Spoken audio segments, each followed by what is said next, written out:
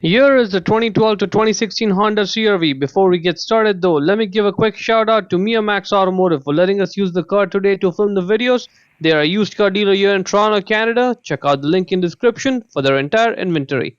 Now let's go ahead and open the driver's side door. Right by where the driver's left side foot would go, that's the primary hood release lever.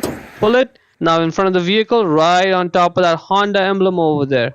On the left side, put one finger in there and then push it right. Like that. Push it right and lift up the hood at the same time.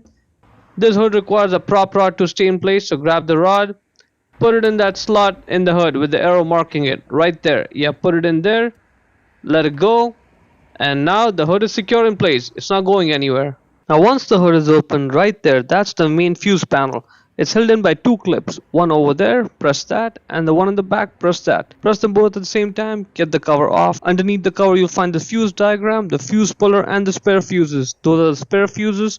That's the fuse puller. Let's get that fuse puller out. That's the only tool we need for this job. So it goes on the fuse, grabs it, and then you can pull it out. Let's take a look at the fuse diagram. See that arrow? It marks front, so that's how we know how to orient the fuse diagram when looking at the fuse box. Now at the bottom there you will see INT light, interior light. That's the one, 7.5 amps. Okay, let's go find it. That one right there at the bottom. Second fuse on the bottom right there, 7.5. Yep, that's the one for the interior light. See what happens when I pull the fuse out. The moment I put the fuse out, the light's gone. Because my fuse is good. You see the center part of the fuse, see how it's connected? That's a good fuse. If yours is broken, then it's a bad fuse, and that's likely what the problem is.